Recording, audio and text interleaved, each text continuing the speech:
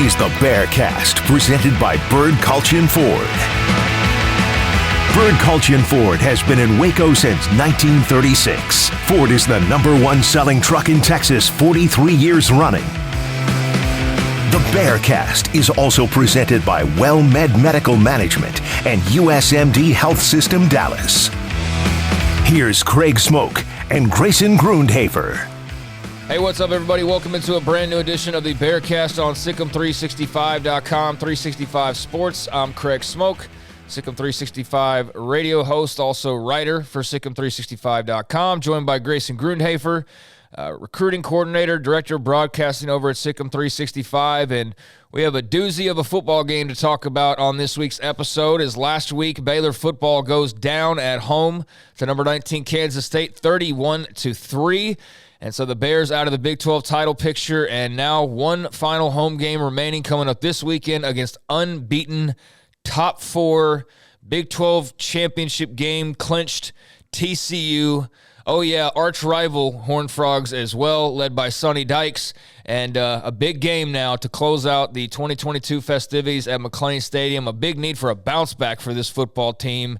And some hoops to talk about as well. We'll get into that. But Grayson, this is going to be one that's not fun to talk about, but one that I'm looking forward to putting behind us because that was memorable in all the wrong ways, I think, on Saturday night, the loss to K-State, and just a thorough drubbing by Chris Klieman and the Wildcats that I didn't see coming, and I don't think anybody, including Dave Aranda, saw that one coming. Yeah, definitely not. It was a very disappointing performance, especially with, the blackout there and just all this anticipation for this game, and one that, Baylor needed to make the Big 12 championship because now they're basically out. I mean, there's a path, but it's very narrow for this team to make it to the Big 12 title game.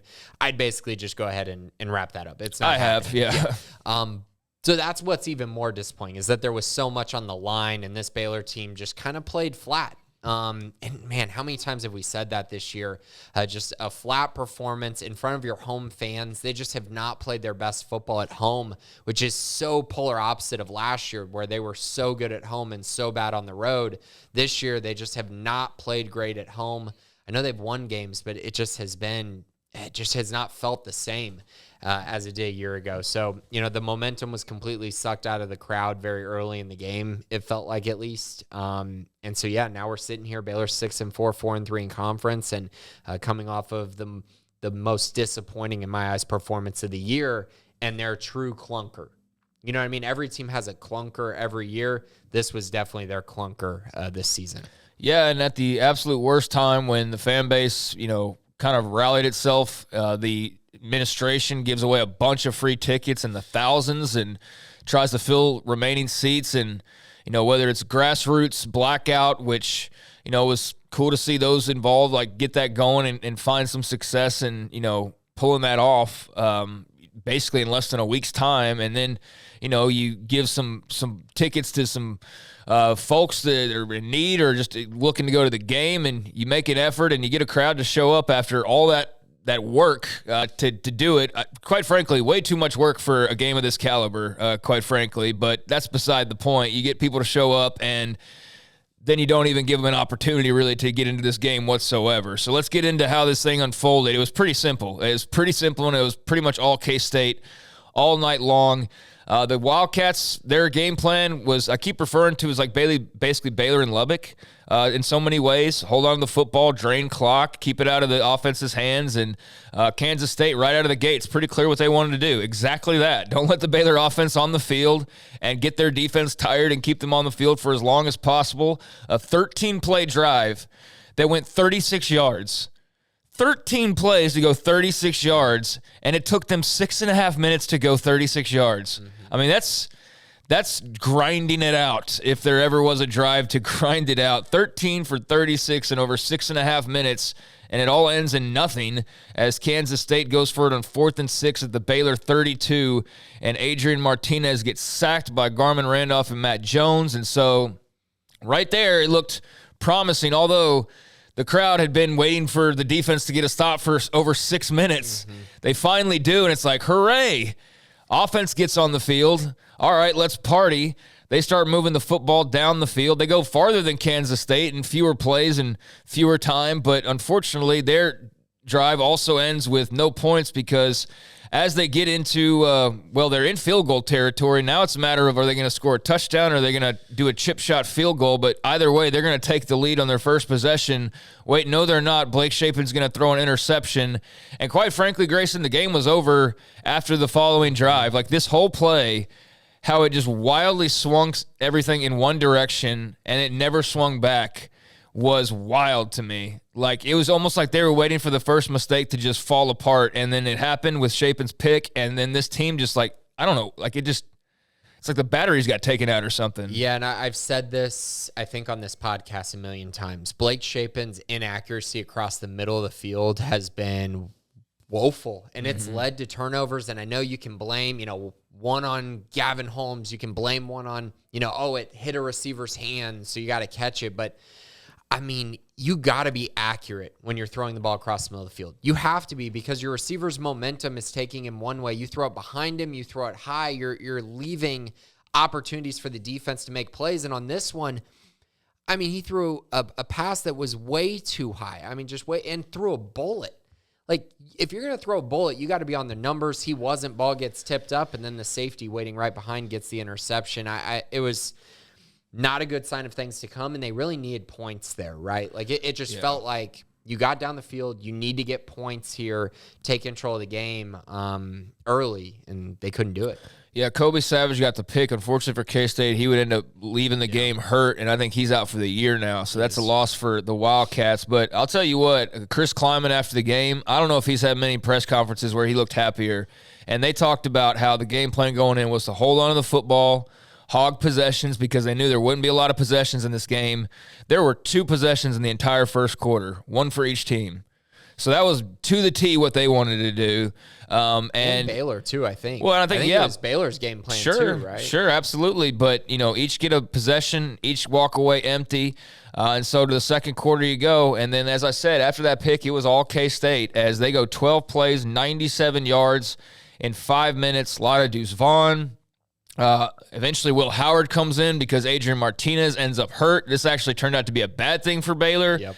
And I don't think I'm pretty sure nobody asked the Rand of this, and I didn't think to pass it along to Smokey for his one-on-one, but I have to believe they prepared for Will Howard. Like, I know that you only have so much time during the week, but, like, you had to plan for him potentially playing in this game, I hope. If you didn't, I think that was a grave error because I would have. And I know, again, you only have so much time, but Will Howard does come in after the Adrian Martinez injury. I think that they prepared a lot for Adrian Martinez in the fact that they knew they had to take away a running quarterback. Sure. And I think that helped, that changes your scheme, right? When Will Howard comes in the game. So when you prep for so long for Adrian Martinez, and then in this situation, you actually get unlucky because he gets injured, and then Will Howard comes in. Like, it wasn't like he was benched. Clearly, K-State wasn't going to go to him unless they, I guess, struggled or whatever, because he wasn't in the game anytime before Adrian Martinez got hurt. But you're exactly right. I mean, Adrian Martinez was the better matchup for Baylor, and Will Howard absolutely, he played so well again, and it's clear they're better with him at quarterback, I think. So whenever we talk about, like, all these things, like, oh, well, Dave Aranda's facing Sonny Dykes for the first time since they were on staff together, like, all these little storylines going in. How about one that was a little bit overlooked? Will Howard comes in, wins this game, and he's talking about the game 2 years ago in Waco and how that served as motivation. Kleiman's talking about that game, how it served as motivation. All these guys are talking about how embarrassed they were 2 years ago, and they carried that into this game and wanted to embarrass Baylor, and they did, and they felt good. And so, we talk about those things sometimes. Those aren't distractions. Those are just storylines. And, players answer the vanilla way of like, oh, we're not thinking about that. They're thinking about that time that they played the last time and, the bad game that they had. And it certainly served as motivation for Will Howard and Kleiman and Vaughn and everybody else. They were all smiles after this one.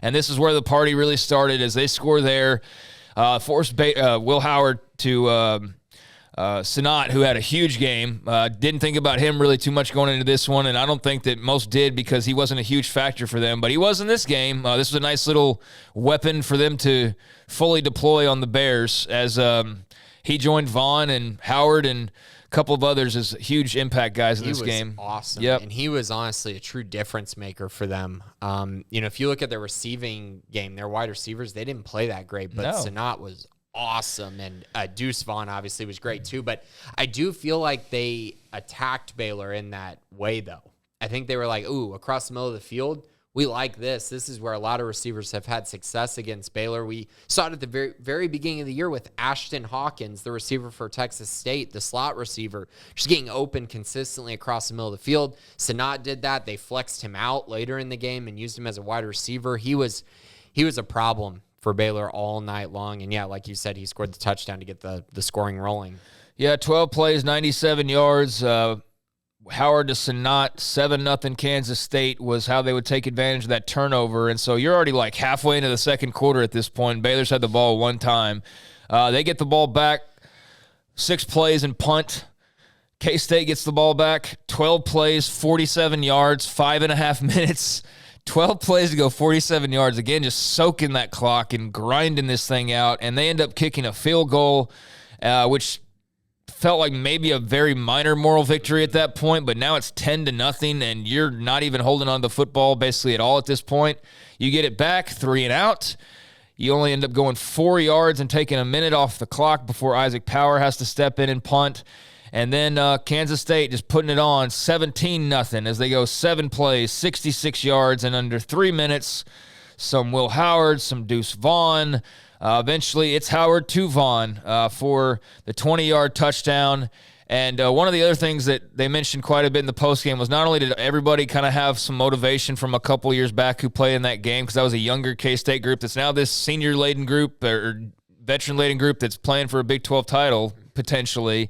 But one thing that they all were amazed by, and I think everybody was amazed by, was how many times Deuce Vaughn got left wide open. They couldn't believe it, Grayson. Yeah.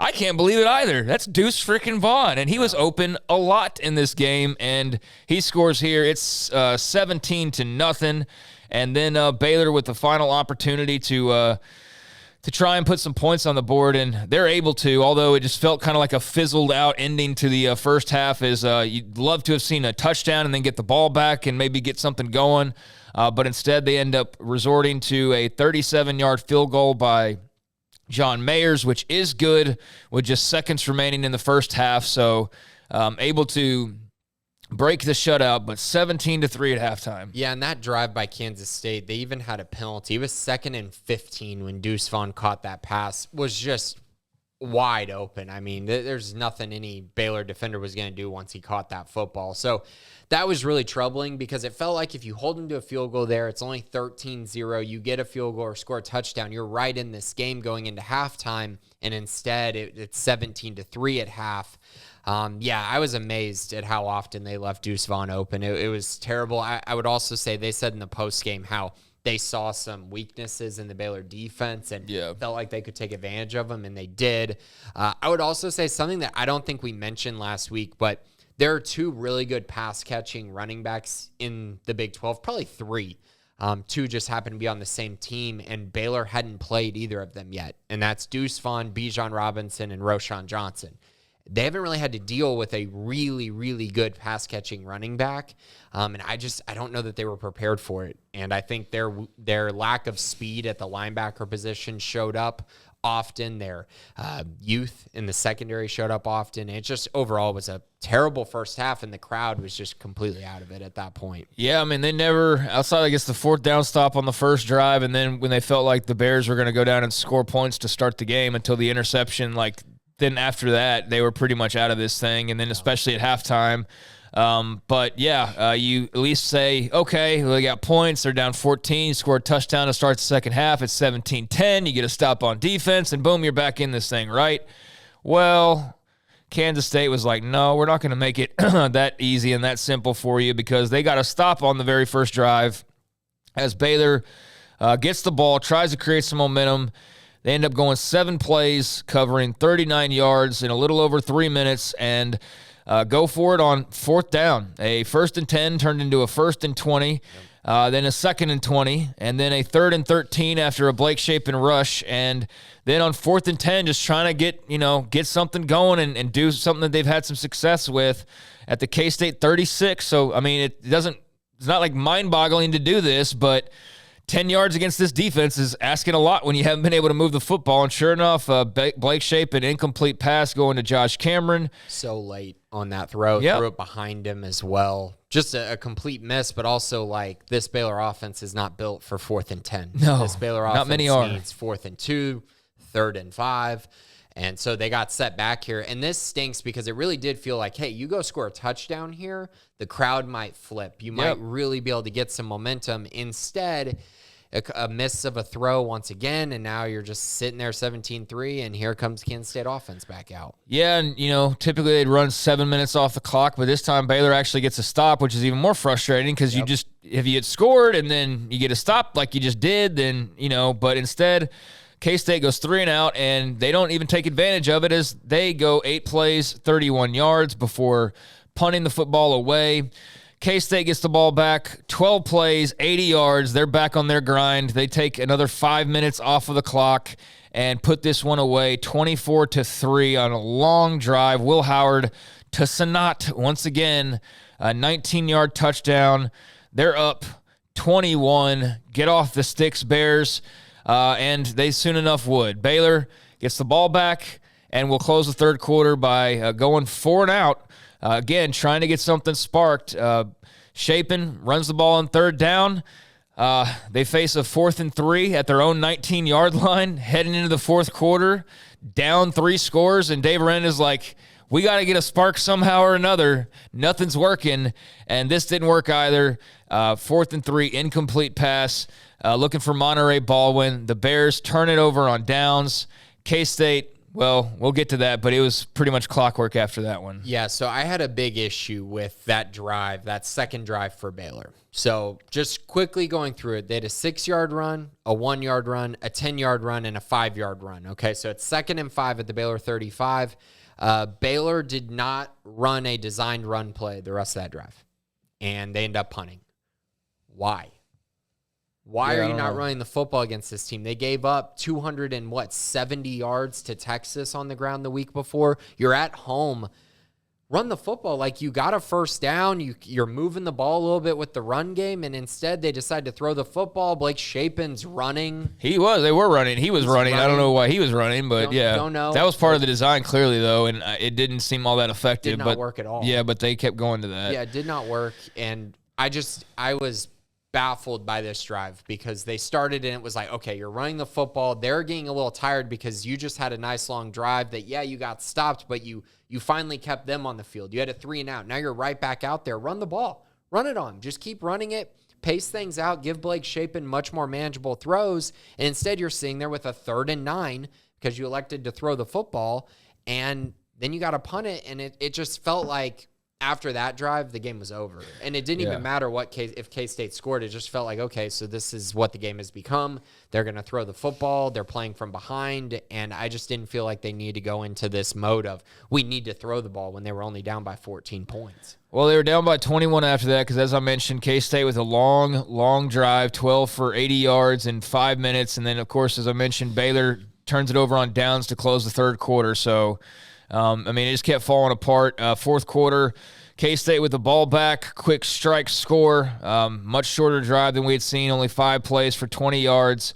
Giddens gets into the end zone, their backup running back, as he starts to do damage. And you could tell, they dominated this game so much that this was apparently, it seems like a young man who, by the sounds of it, was getting disgruntled because Deuce Vaughn's their guy. And so they got to showcase him. And Chris Kleiman even, purposely mentioned him at the end of his press conference, he was recruiting. Yeah. And I was just like, man, they really got everything they wanted out of this game. Mm-hmm. Even soothed over the hurt backup quarterback or backup running back's feelings, got him in the end zone. They did everything they wanted. Got Will Howard in the game. Yeah. Now they actually get to play the better quarterback and don't have to worry about hurting Adrian Martinez's feelings. The only bad news is Will Howard can't redshirt now. Right. And they worked really hard to make that happen. But no matter. He'll go and finish this year out because Martinez is now officially hurt.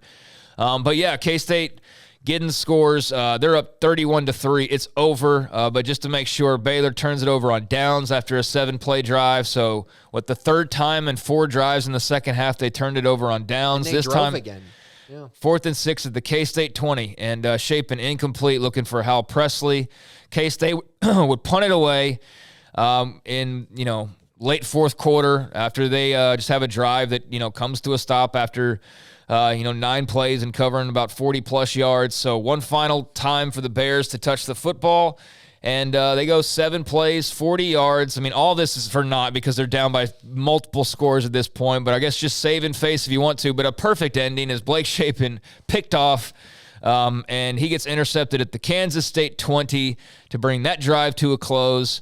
And that was it. That was the end of the game right there. 31-3, a thorough tail kicking, and one of the and this is like going through 2-7 and 1-11. This was worse than some of those losses because it was just, you just expected so much more of an effort out of this, and this was a no-show. I mean, in every way, shape, and form, basically, this was a no-show. And man, put this one behind you for sure. Don't even think about this one, I guess, if you don't have to, but you better learn from it, that's for sure, because TCU's got to be licking their chops after that one. Yeah, and I mean, we've talked about this, I think, coming into the week, that I just, Blake Shapen was giving me a lot of concerns heading into this week. He just was not playing very good football. The game against Oklahoma, I did not feel like he played very well. Tech, he played okay. Kansas, he did not play well. Like, it's just been kind of this rocky up and down ride with him, and the turnovers have been the only thing that's been consistent.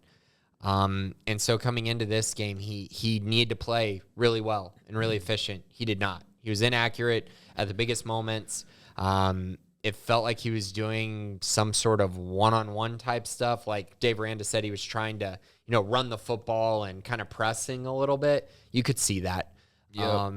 But he doesn't need to feel that way. Like, that's the thing is, like, Aranda keeps talking about this is like, guys, I understand that they're young in some ways, but like, dang, man, you're 10 weeks into this thing. Like, there's not that kind of pressure on you, believe it or not. Like, but just go out and play football. Yeah, I think it was more when they got down. And he said this was the first time he felt like their offense was really pressing and unable to really do anything. And, I just, again, I have issues when I look at the box score and watching the game where I see, Baylor ran the ball 23 times and they ran for 4.5 yards per carry. Like, they were running the ball well. They just did not run the football. And you can't have that. Like, this team's not built to throw the ball 38 times and only run it 23. They're just not built that way. And I know you got down and then you had to throw it. I understand that. But there were points in this game where they had opportunities to run the ball, and they chose not to, against a defense that was kind of reeling from a week ago when they got ran all over by Texas. And so, yeah, I mean, maybe they shored some things up. I didn't really see it. I just felt like Baylor abandoned their run game. And so now we're here, and now you're looking at, okay, Blake Shapen needs to play better, but how's that going to change? You kind of are who you are at this point in the season. And I just don't know if they have the playmakers to really make him thrive, but I also don't think he's been very sharp either. So now you're looking, at going into the final game of the year, and you're just thinking, okay, are we going to see a completely different team than we've seen all year? I don't know. I don't know the answer to that. Yeah, I mean, the schedule's gotten tougher in so many ways, but, like, their playmaking deficiencies have not changed at all. It only seems like it's grown even more as the season has gone along. And, like, you take a Monterey Baldwin out of the lineup, it's like, oh, my gosh. And, like, that shouldn't be the case. I mean, all due respect to Monterey, he's a great player. Could be a really great player one day. But, like, they should not have to be so contingent on him that it, like, causes the whole thing to lock up. You know what I mean? Right. And even Josh Cameron's emergence hasn't necessarily changed the way that I'm looking about the passing. Yeah, it's not like he was going for like 150 and 2 scores and like becoming like the next great receiver or anything. I mean, all due respect, but like, yeah, everybody's had like moments where it was good, but like they need more than good. They need some great. And, they had a lot of guys that they lost from last year who were all proven, certified playmakers, big play guys, and they just don't have like any of that this year, really. And if they do, it's like very sporadic, and it never strings together or really ends up complement each other all that well. One week it's like, oh, Josh Cameron had a good game, or Ben Sims had 5 for 80, and what? But there's just no game-breaking type of dudes there, and that's concerning. And it's like you can't just go hit the portal and grab those guys either, because everybody else wants them too. Right. So I think the other part that I really struggled with Shapen's performance was the fact that Kansas State had 0 sacks. Kansas State had 0 quarterback hurries. They decided not to blitz and drop more guys into coverage and try to use coverage to basically make Blake Shapen uneasy, and it worked. And that's not a good sign either, because that's just being able to stand in the pocket, scan the defense, and be able to be accurate. And he could not do that. So that's pretty concerning. I will say on the other side, a huge factor in this game, if you go back and watch it, if you watch a rerun of the game, watch how many times Will Howard threw the ball away when he was about to be sacked. Baylor got 6 quarterback hurries and 1 sack in this game. Those 6 quarterback hurries, there were about 4 of them that would have been extremely impactful, as in like drive-killing type sacks. And Will Howard smartly was just throwing the ball away. Throwing it away. It's like 3 or 4 of his incompletions. He only had 8 on the night were just throwaways because he was about to get sacked. You change a couple of those, maybe Baylor gets the ball back, maybe they get a stop.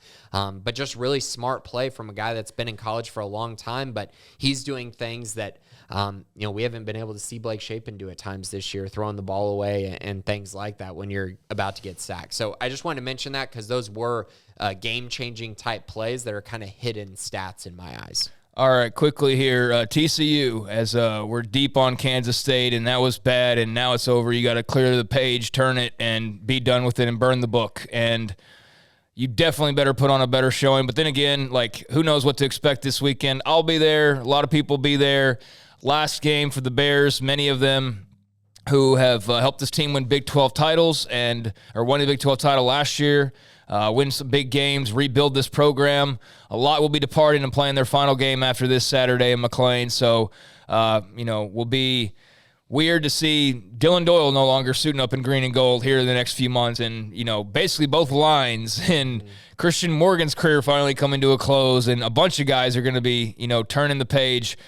So one final opportunity to go out on a high note and kind of wash this out of their mouth. But top 4 unbeaten. Big 12 championship game clinched. TCU comes walking into town. Sonny Dykes and the Frogs, 10-0 on the year. They remain to be seen who they'll play in the Big 12 title game. Looks like it probably could be Kansas State. Could still be Texas, technically. Very, very far outside shot, but actually no chance at all. Baylor. Oklahoma State, a small odds still, but regardless, TCU owns this rivalry. They've absolutely dominated in the last few years. And whether that's close games or that's absolute historic blowouts, winning by 40 and 20 plus. Or being the worst team and still winning. Or being the worst team they've had in several decades probably, and still beating Baylor last year and Baylor's greatest season ever. Like this series has been one-sided. There's no 2 ways to slice it. And this is as one-sided as it's been in TCU's favor maybe ever since I've been here. Because at least Baylor's been competitive most of the time, and then even when they weren't, TCU wasn't 10-0 and headed towards like CFP, but here we are. And so they've got a lot of momentum walking into Waco. Grayson, what do you think about the Frogs? Yeah, I think that I was telling Garrett this before we started recording. I actually do feel like Baylor can win this game. I just want to make that clear. I think Baylor can absolutely win this game. I'm going to challenge Baylor fans, like, you need to be at this game. This is a big game for Baylor. This is where they're putting their brand up against TCU's brand. This is a game where I know it doesn't matter for a Big 12 championship. I understand that. But this is your biggest rival in my eyes. I know some will say Texas. TCU is their biggest rival. And they're going to be in the Big 12 next year and for years to come. Baylor needs to find a way to at least put together a very good performance in front of their home fans. The last game of the year. This is an opportunity for them to play their best game at home that they've played all season long and try to pull off a huge upset. I just think Baylor fans need to be there for these seniors. The seniors have been awesome. They won a Big 12 championship a year ago. Show up to the game if you can. Yep. This is a big deal. This is a huge deal for this program and huge deal for Dave Aranda and this staff and for these young guys on the football team. We've been talking about how they're so young and they need to grow up. You know what's great for growing up? Beating a TCU team and having a lot of confidence going into the bowl game and into the offseason and everything like that. I just think this is one that people are kind of underselling just because they lost to Kansas State last week. In a major way, dude. Major way. And there's not a point being proven to the administration or to Dave Aranda. You're not proving anything but just making Baylor look bad, basically. Yeah, and let me just put it as frankly as I can. TCU, in their last 5 games, they don't have a single game in which they've won by more than 10 points. Not a single one. This should be a 10-point or 1-score game. 100%. If Baylor plays at all the level they're capable of playing, this should be a close game. And so I just, Baylor fans, you need to show up. I know you can't control the outcome on the field, but you sure as heck can make it an environment that's really fun for the players that they can kind of maybe gravitate towards and get momentum going into this game. So I'm pumped for it. I think this is going to be a thrilling matchup. I think Dave Aranda's about to pull out his, playbook and just start going to work on this TCU offense. We saw it against Texas Tech. He was phenomenal, calling plays for the defense in that game. I think their scheme in this one is going to be very, very important, and I think he's going to have a great game plan for this TCU offense that's been kind of uneven the last few weeks, especially throwing the football. They've been rather inconsistent. Max Duggan, his completion percentage has been far down since those first 5 games of the year. It's kind of been a little bit rocky in Big 12 play, and so I think Baylor's got an opportunity to make them one-dimensional. And I think their run defense could show up in a big way with all these seniors ready to play and ready to go. I think they could get stopped. So, TCU offensively, they're great. We know this, 40.5 points per game. Awesome. But I do think they still have some holes, and they're relying on their explosivity offensively instead of their consistency. And I think that actually bodes pretty well for Baylor, a defense that's trying not to give up the big plays and trying to force an offense to drive down the field methodically time after time.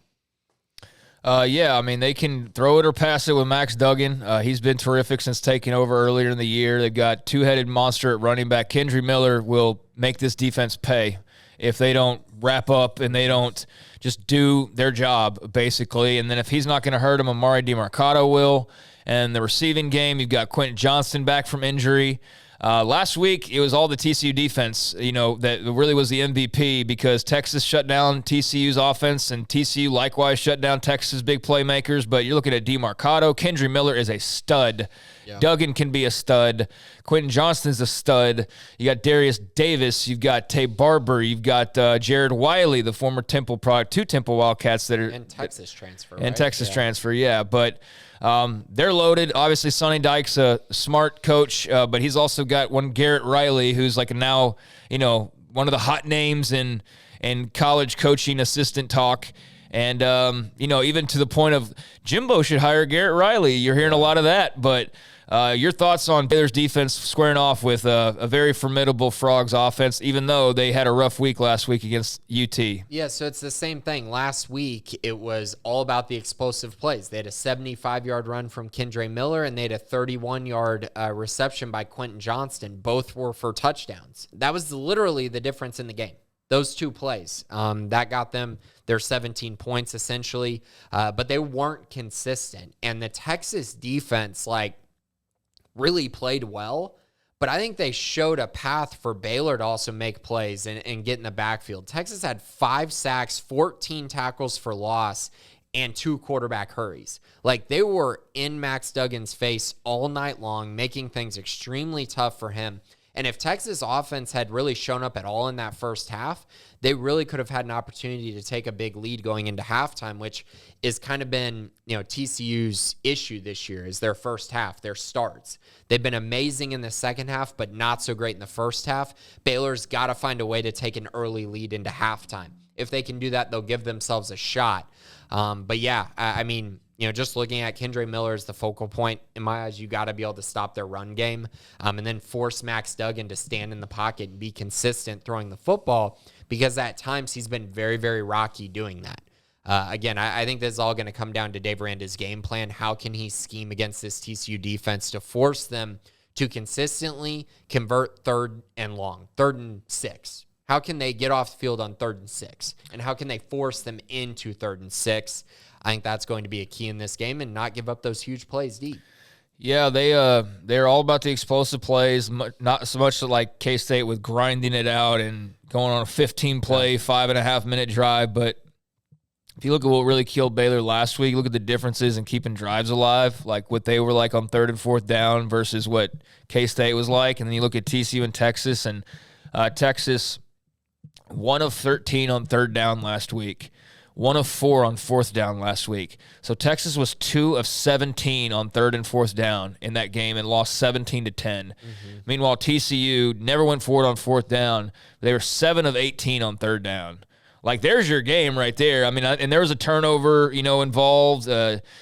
for both sides, and there was, this or that. But Texas got the fumble return for a touchdown in garbage time. Yeah. But TCU won, and they won. Big part of the reason why is because they converted on third down in a major way, and Texas just could not convert on their third and fourth downs nearly as often or as much as they would have liked. Right, and it's that same thing. Texas, 22 carries for 28 yards. That's going to put you in a lot of third and longs, and Quinn Ewers was under, 50%? He was like 40% completion percentage in this game. He was absolutely terrible.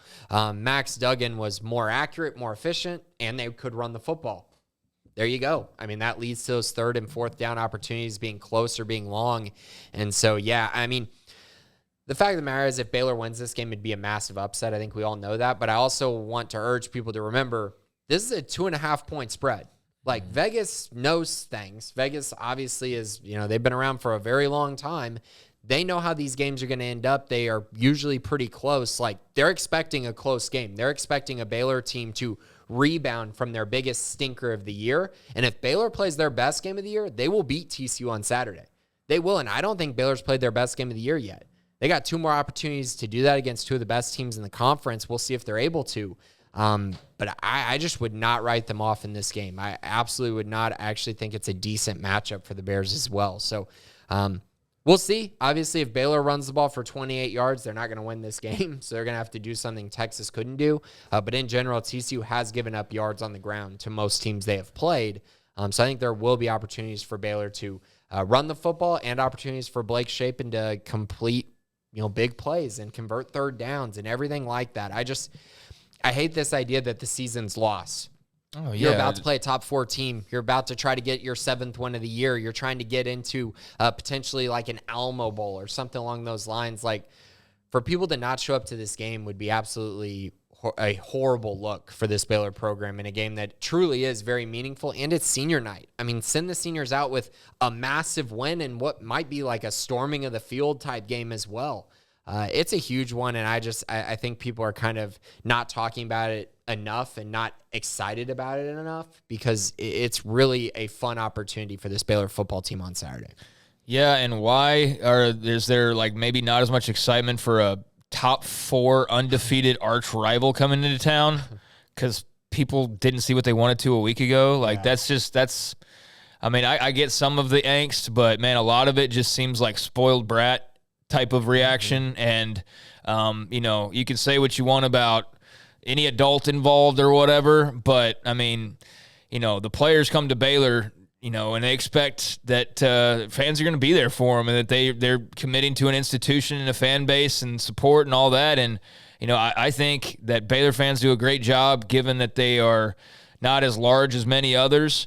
But I do think if there, is like a concern on my part moving forward, it is a sort of like this sort of almost like in but out wishy-washy kind of sometimes feeling that I get that when you're a small school, you can't really have that because there's no one to reinforce. There's no reinforcements coming. And so it just ends up looking bad, right. And there's no support for a team that just won a Big 12 title a year ago. And, forget even what an opposing fan base thinks because they're going to find things to pick apart. But yeah, if you're Dave Aranda and you're in the future weighing options and you can have every week guaranteed 70,000 in the stands, rain, shine, whatever, versus sometimes what the struggle is to get 40,000 on a 70-degree day. It's I don't want to get into the whole thing again because every year there's 1 or 2 of these conversations and I end up just banging my head against the wall because we repeat ourselves. But yeah.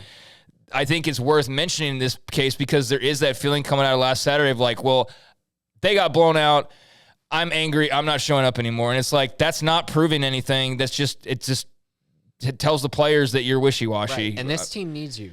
On Saturday, dude, this is, it's just, it's frustrating. It is. And if you know what, and like I said, because we do need to move on here. We shouldn't have to say this for this game. No, that's the point. Yeah, it should not, no matter what happened last week, this should not have to be a motivational thing in any way, shape, or form, given the opponent, the timing of it, the location. For fans or players. This should not be, this is the easiest game to get up for. And look, we're all on board with the players not being up for last week and deserving tons of criticism and the staff and all of that, not going to shy away from that, even though I do think calling for changes is ridiculous or whatever, but that's like the most extreme. That's message board stuff. That's going to happen, and you're just used to that. But, yeah, like, I'm with you, dude. But, you know, we'll see how it turns out on Saturday. Hopefully it's a good showing. I do believe deep down that there are Baylor fans that know the deal, and that we just end up having to bog down with, like, the ones that need to be heard and angry and, you know, get their temper tantrums out because they're mad about the result and all that. I get all that comes with the territory. It's every fan base in every school, but I do think this particular fan base, this particular school has an element that they need to be very careful with as far as threatening their support and that kind of thing. I don't think that you have as much power there as maybe that's not the right way to phrase it, but it's not as effective as you think it is. Right. It doesn't make your point come across as well as you think that it does. Last week, it became more of a distraction yes. than it did any good. Like, the whole blackout thing, okay, like, we all can agree, like, cool, that would be cool, but when it becomes like a, you know, fan against administration type thing to make a blackout happen, like, that's not a good look. It just adds more of a distraction than anything. And now that's why I'm saying going into this week, I think we're going to get rid of that. There's not going to be a blackout. You're going to show up to this game. You're going to cheer on the Bears like a normal football game, like it should be every week, except you're playing your rival who happens to be undefeated and in the college football playoff while you're sitting there at 6-4.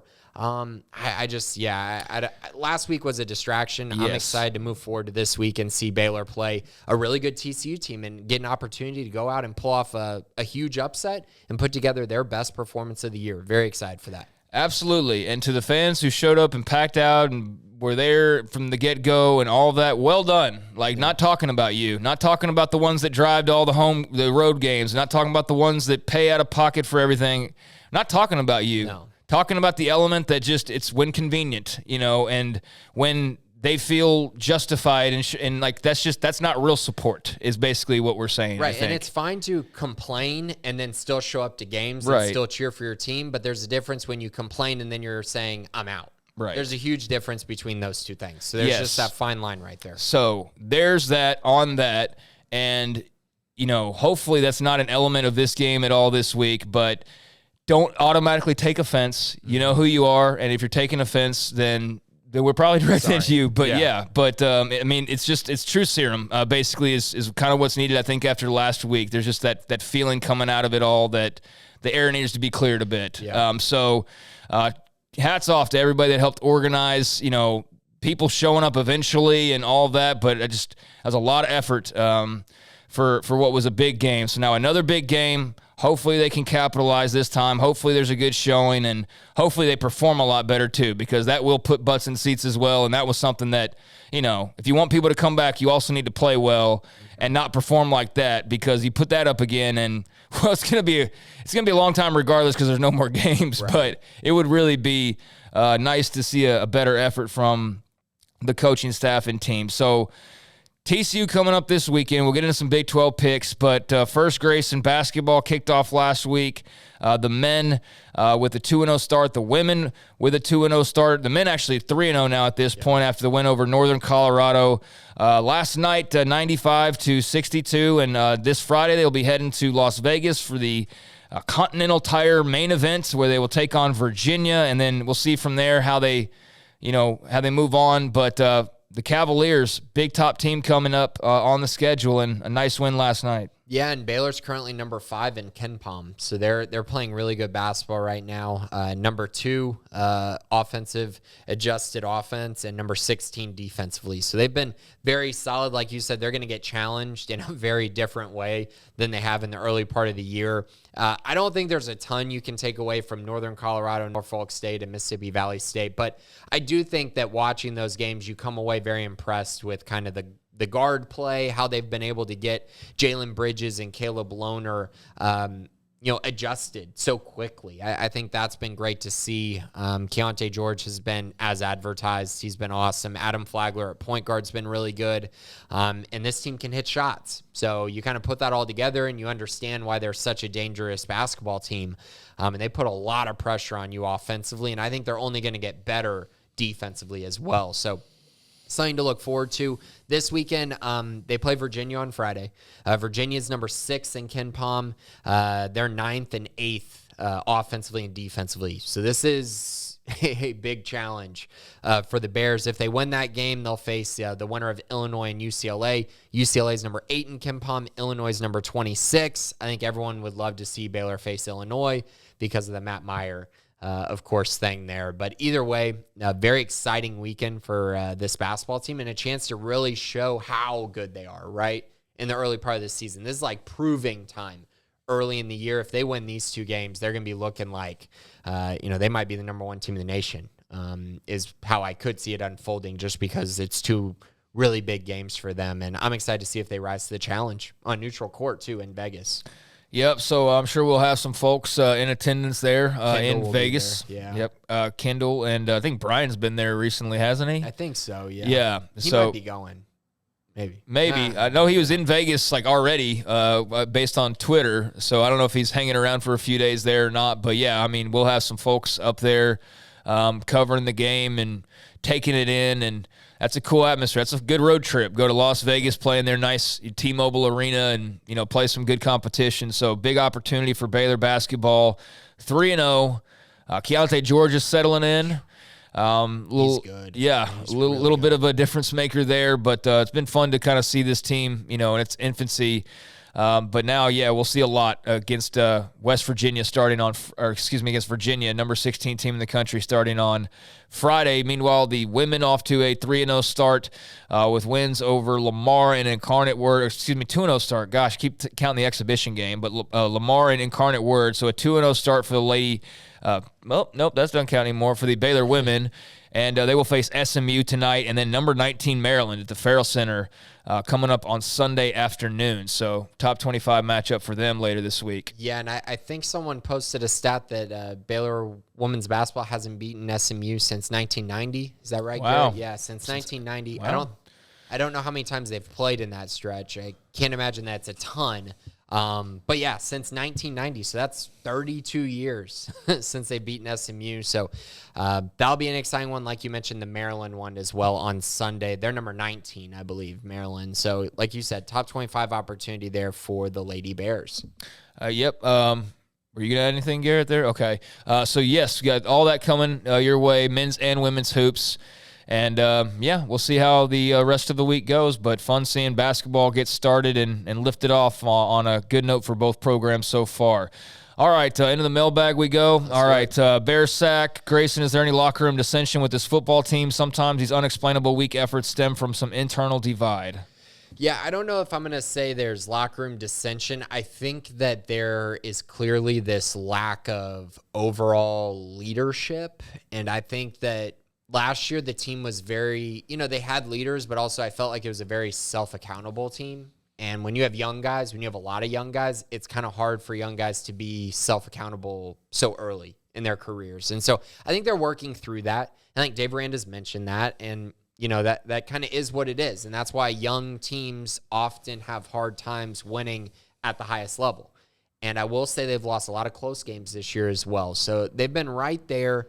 But I don't think this is some sort of thing where it's like, the locker room's falling apart or anything quite like that. It's not to that level. I just think there's some growing up to do. And I think that's pretty normal when you're starting a bunch of guys who weren't playing a year ago. Yeah, I think there's some chemistry issues, but it's not necessarily like the locker room's divided or anything like that. But I definitely think there's some chemistry that's not quite right. And there's a talent issue. Yeah, there's definitely that too. At certain positions as well. So that might make it look worse on the field than it actually truly is. Yeah. What do you think is our best win of the season so far? I say Texas Tech probably. Yeah, they looked really good in that game. Man, I'm hoping it's one of these next two because they don't really have a marquee win on the schedule. I think winning at Oklahoma was a big step for this team because it's hard to win in Norman, and a lot of teams don't win in Norman, so I'm going to put that one on the list for Baylor. That was a gritty win.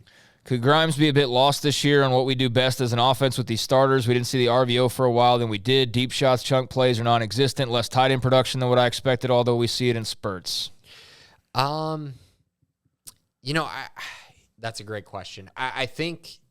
Well, he's a Broyles Award finalist as of today, or semifinalist, whatever it is. And they're still putting up a lot of points, and they have done that this year. I don't like harping on one individual player, but I think I think Blake Shapen's lack of becoming a top, 3 quarterback in the Big 12 has hurt them a lot.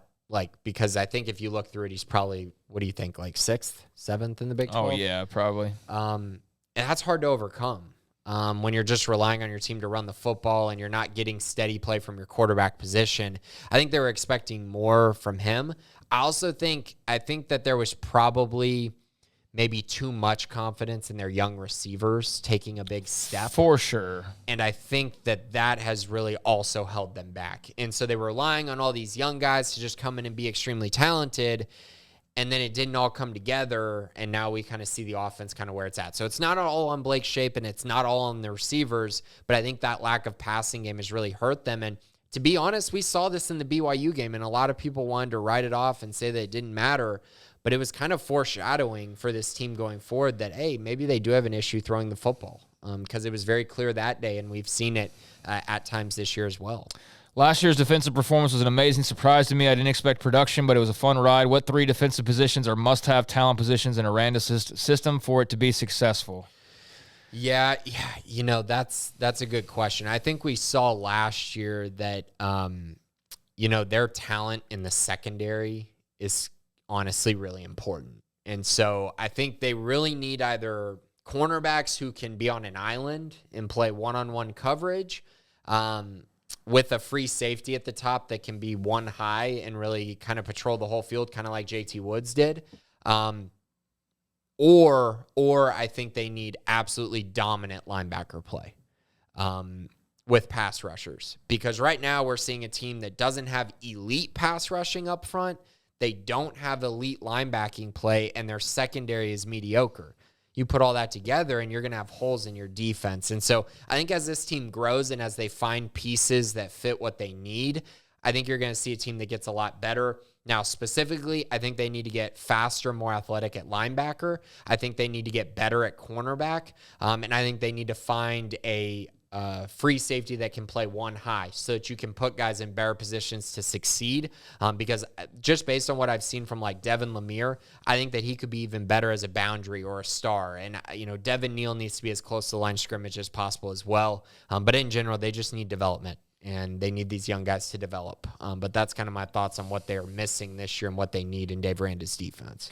And another one from Bear Sack. Give me your percentage chance of winning the last 2 matchups. I'll say 40% for this one like 40% the next 2 weeks. Maybe 45 against Texas, but. Yeah, I think this one is, 50-50. Is that bold? I think that's bold. I mean, it's 10% difference. Yeah. It's not that bold. Yeah, 50, but in regards to it's a toss-up game, I'll go 50-50, and then next week I think it's probably more like 40%. I think it's going to be hard for this team to win on the road, but who knows? I might be wrong. Maybe Texas loses to Kansas and their season falls apart. Tim Bear, why does Shapen not appear to have improved, maybe even regressed? Is it Bell's fault? I think it's the sophomore slump that you see a lot of times you see it from quarterbacks all the time. Colt McCoy at Texas had his sophomore slump. He looked great as a freshman, came out as a sophomore, didn't look that great. I just think that there's been other factors besides just Shapen that haven't really all come together. And then, yes, like you said, he has had his own issues of not improving. I would also say we didn't really get to see him for a full year last year. So you saw a very small sample size and teams weren't really able to scheme for him. Whereas this year, now everyone has film on him. They're all scheming for him. And so I think it's made things a little bit tougher for him. So I would say it's not really that he's taken this huge step back, but I think it's more like he's the quarterback who he was a year ago, but now there's film on him, teams scheming for him. But no, I don't think it's Bell's fault. I think it'll be more on Bell and on Shapen if he's not better next year, in my eyes. Scotty B, the Baylor King, does Baylor football get back to dominating TCU or dominating the time of possession this week? I would hope so because it would improve chances of winning against TCU. They have to. If they're going to win this week, they probably need to win it something like 37-23. They definitely need to get back to that, and they need to run the football. Run the ball. TCU's not a grind-the-clock team. If they're not getting better time of possession or close to it, then that's super alarming that TCU would dominate time of possession. Most likely, that means that Kendry Miller is probably just going for 30 carries and they did grinding that against it. Texas, but that's because Texas couldn't move the ball at all. Right. Yeah. So it's problematic if they're doing that. However it's happening, if they're holding onto the football and grinding it, then you are in major trouble and something's not going right for you. So, yeah, I would think that the time of possession is a huge key for Baylor this week. Most likely for Baylor men's basketball for their 2 games in Vegas this weekend, in your opinion, 2 wins, 2 losses, or 1 win and 1 loss? 2 wins. I'd say 2 wins. Mikey, at this point in the season, based on what we've seen, do y'all think the coaching staff should stick with original starters to give them more playing time experience next year for players that come back, or try someone else, specifically looking at quarterback and receiver, but open if you have any other positions in mind too? Sick TCU, time to get revenge for last year and ruin their season. Thank you, Mikey. Yeah, I mean, they're not benching Blake Shapen, at least according to Dave Aranda, unless he gets hurt. And I don't really think they should. I mean, he's a redshirt sophomore quarterback. He clearly won the quarterback battle against Gary Bohannon and somewhat Kyron Drones as well. And so I think you ride with Blake. I wouldn't mind seeing Kyron get more carries, but, I think Blake needs to be the guy, and they need to run the football more. At wide receiver, I'd be totally fine if they started playing some young guys, but, they're going to play the best guys. Like, Dave Aranda's not going to play guys who are clearly better than older guys. He's never been about that. So, for me, I would, but only if they're ready. And right now, I can't really answer if they are ready. I don't get to see practice every single day, and I don't get to be in their locker room for meetings. And, I don't know where every single guy is at compared to every other guy on the roster. But yeah, I do think if they're more talented, if they're playing better, then yeah, you probably make that move, but I don't know that they're going to. I kind of don't think they will. Yeah, and I think there's probably some messages you could send, but really, I mean, if you're making changes, it's for, to close out as strong as possible and then leap into next year. I think you got to be careful of doing damage like what would that do to Shapen to bench him now with 2 games to go and say Kyron Drones is the guy? Right. Like, that's kind of problematic then heading into spring, kind of what that turns into. That's more bowl prep. Like, if you decide during bowl prep, hey, we need to start Kyron, or hey, we're going to play young guys, I get it. But right now, they haven't done it all year, so why would they do it now? I don't know that I see it. Robert Rollsby, how much does character and culture play fit into what the staff chooses to recruit, and do you think they will make any changes to recruiting strategy? It's a little surprising. There's a good bit of Aranda guys on the roster now that aren't developing into leaders. Can we beat it? Okay, so that first. Character and culture fit play a major role. I mean, person over player is what they're all about. That doesn't necessarily mean that every guy who's a good culture fit turns into some amazing leader, though. Like, there are select few guys who actually turn into great leaders. So I think they're young guys. That's the problem. I know there's a lot of Aranda guys on the roster, but most of them are still young. Like, you're not talking about him having a bunch of seniors that he recruited on the roster currently outside of the guys who are leaders. Dylan Doyle, Apu.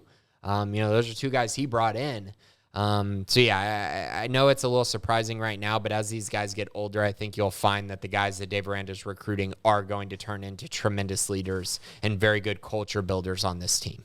And the leaders he had last year were like 5th-year guys who had been through hell and back, basically. And, he's been around now this is his 3rd season, but I think you'll, know a lot more here in the next year or 2. And if that's still a concern, then that's a major concern because his guys aren't developing. I mean, if we're talking about this next year, it's a major problem. Yeah. Can we beat a TCU what they were to us last year? Yes. McLennan Bear, 18. What is our strategy going into the transfer portal moving forward? I don't envision us grabbing the can't-miss guys in the portal due to NIL stuff. Maybe we go after guys who we recruited out of high school but lost to another school or under the radar group of 5 players. Yeah, I mean, the can't miss stuff's going to be difficult. The really only guy that they did that with was Jackson Player. And man, that is not worked out to the level that I thought it might. They need to go out and find some guys who fit their culture and can come in and play roles for this team. I mean, there's specific positions, but as far as strategy goes, it's going to be kind of what they did 2 years ago. They brought in Apu because they saw a clear need. They brought in Dylan Doyle because they saw a clear need. It's going to be about where they need guys and if that guy fits the program and fits what they're looking for, because that's the only way they're going to take a transfer portal guy instead of just developing the guys they've recruited out of high school. Yeah, and the thing with the transfer portal, too, that needs to be, top of mind when people talk about the transfer portal, just like this isn't, because this question popped up. This is like in general, because transfer portal stuff's going to pop up a lot over the next few months, is like, just because you want a stud receiver doesn't mean that one's available. Mm-hmm. And even if one's available, it doesn't mean that you're going to get him just because you want him, because Georgia wants him too, and Tennessee wants him too, and TCU wants him too, and Colorado wants him too, and Texas wants him too. It's like Isaiah Nayor. Yeah. A bunch of teams wanted him last year, but only Texas got him. Yeah. So Baylor could have killed to have had someone like that, even though he didn't even play this year because he got hurt. But you could throw your hat in the ring, doesn't mean you're going to get him. And so that's part of the challenge there. Also, side note, I assume Deuce Vaughn was a senior. He's not. I wouldn't mind K-State being one of the schools left off our Big 12 schedule next year when we add the 4 new schools. Like, yeah, no, he's only a junior. Don't worry about it. He's going to be gone. No way, dude. He's way too small. Doesn't matter. He's going to be gone. He has a role in the NFL in my eyes. I don't care to argue about it, but you might be right. I just don't see a reason for him to come back. Running backs have limited mileage. I think he'll be gone. Personal opinion, I guess. Okay. Shooter TX, what the hell happened on Saturday? We'll check the first 50 minutes of this podcast. Bear 4 cleats with the incoming 23 class. Do you think we have any immediate play guys, Reese, Neighbors heading our way? Okay. Or like Reese or Neighbors who played this year? I mean, Austin Novosad maybe. I mean, if he comes in, and he could win the starting job. If Blake doesn't play better, I mean, it's going to be a competition. It should be in my eyes, it should be an open competition in the spring to see who wins that job. So he's one to look at. Depending on what they do in the portal, that's going to be a part of this as well. But at running back, if they lose, let's say they lose Squirrel, let's say, if they were to lose Tay, then I think a guy like Bryson Washington could come in and play pretty early as well. LeVar Thornton is one that I'm looking at. I think he's one of the best defensive backs in this class, and he could play corner or field safety. So it could be that one high safety if he develops quickly enough. Those are a couple. I think the defensive line are going to be up for grabs because Baylor loses so many. So a DK Kalu is one that I'm looking at. Brendan Bett. Trey Wilson even maybe because he's early enrolling. Those are some of the guys I'm looking at. Oh, and then Matthew Klopfenstein and Hawkins Poly at tight end because they're going to lose Ben Sims. So those guys will have to play some sort of role. Hopefully not starting role, but they'll be behind Dabney and Kelsey Johnson. So I think they'll be in the mix to get some plays. All right, so there is the mailbag. And on the Deuce Vaughn thing, just for S's and giggles, I looked it up, and there's plenty of talk about him because he's one of the best players in college football, but there's also plenty of he could come out because he's 5'6" and maybe be a special teams player. I don't know if being a special teams late rounder will be enough motivation, but we'll see what his scouting report looks like when all is said and done. But, there is a special thing brewing for the Wildcats next year if he wants to come back. And that's why I think he'll come back is because Will Howard will be the dude. They've got it all set up to be. That's why where I'm coming from. And the fact that if he was 6'1", I'd say, okay, yeah, he'd probably go to the NFL draft as a running back. But he's 5'6". And I don't think he has, even in this NFL, the automatic, he's going to be like Tyreek Hill. He's not very fast. He's quick, but I don't know how fast he is. You know what I mean? More like a Nyheim Hines, that type of player, which, I mean, it all comes down to really his stock's not going to change. So it would just have to be about, hey, I just want to come back for another year and risk injury, but also risk, maybe winning a Big 12 championship, making a run. So, there's a lot in the air. Risk missing out on a Big 12 title for a quick $100,000 late round grab potentially too, because you're not going to be a first rounder or a second rounder type guy. So, it depends on his personal situation, but he's a great player, no doubt about that. So, TBD on that. I'm rooting for him and whatever he decides to do because he seems like a good guy. All right, Big 12 picks to close this thing on out. Let's do it. So let's start with the first game of the week, 1 p.m. on ESPN+. Kansas State travels to Morgantown to take on West Virginia. Kansas State just beat Baylor this weekend 31-3. West Virginia knocked off Oklahoma as they continue to play really solid football when they're able to play in Morgantown. Kansas State is a 7.5-point favorite. The over-under is 55. Give me Kansas State to go ahead and book their spot in Arlington. I think that they're locked in, and I think that they know what's at stake now. And West Virginia's been tough, man, especially going to Morgantown. Last week, who saw that coming? But Neil Brown's basically fired at this point. The AD got canned after the Oklahoma win. So that's all you need to know about how West Virginia fans feel about the big win. So, yeah, give me K-State to lock it up here. Yeah, I mean, K-State still got to win both their games to lock it up because Texas is still waiting if K-State does lose a game in their next two. But I will say, going into this one, I think West Virginia might keep this game close. They continue to just play really good football in Morgantown, and they're tough to beat. But I got K-State. I think they find a way to get this one done. I'll take the Wildcats 34-27. In this one. Next up, 2:30 on FS1. Texas travels to Lawrence to take on Kansas. Texas coming off the loss to TCU. Kansas coming off the loss to Texas Tech. Texas is a 9-point favorite. The over-under is 64 points, and Jalen Daniels might be making his return to the Kansas lineup this week. Yeah, I mean, we've been saying that for 3-4 weeks now at this point, I feel like. He got cleared. Okay, he's cleared now officially? Yeah. Great.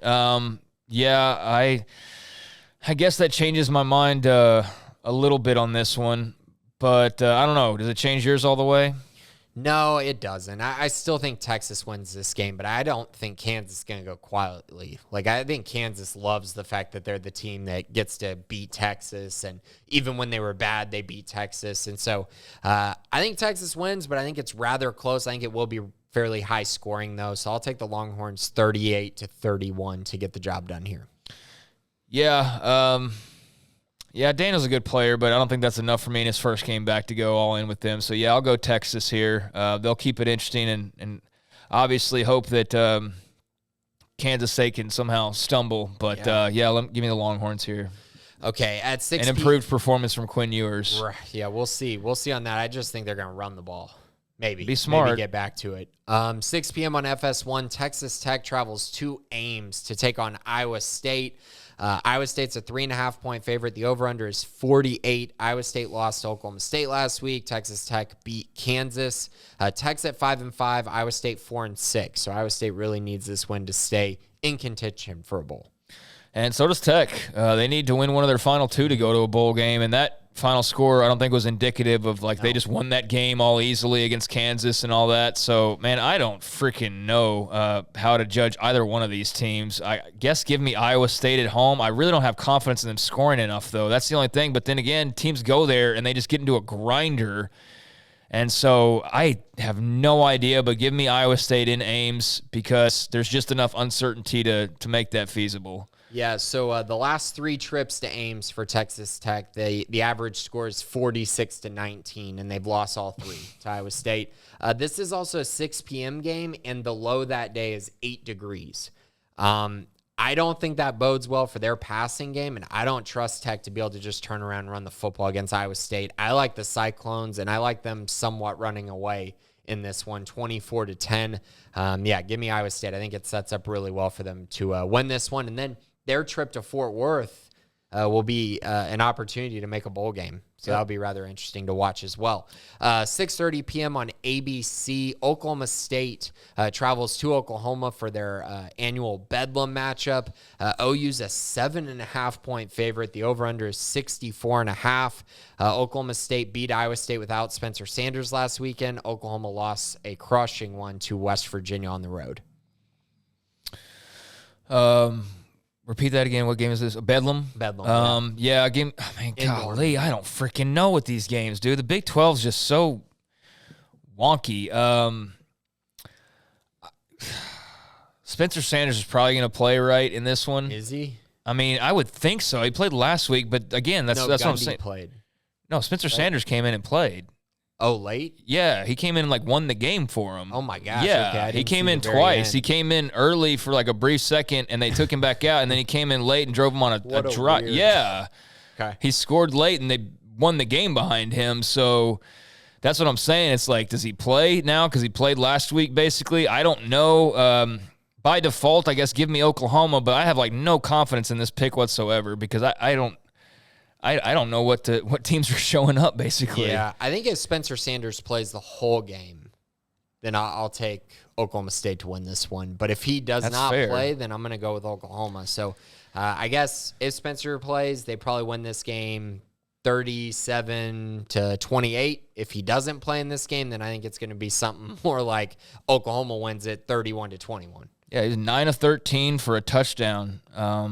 in the 20-14 win against Iowa State last week, and had that touchdown drive in the fourth quarter to Jaden Nixon. Yeah. And that was enough to win the game. Yep, they kicked a field goal after that to pad it. But, yep, so Spencer Sanders came back and played hero. But who knows with Bedlam this week, and that'll be, as you mentioned, a night game. So very interesting. And was it the final Bedlam and Norman?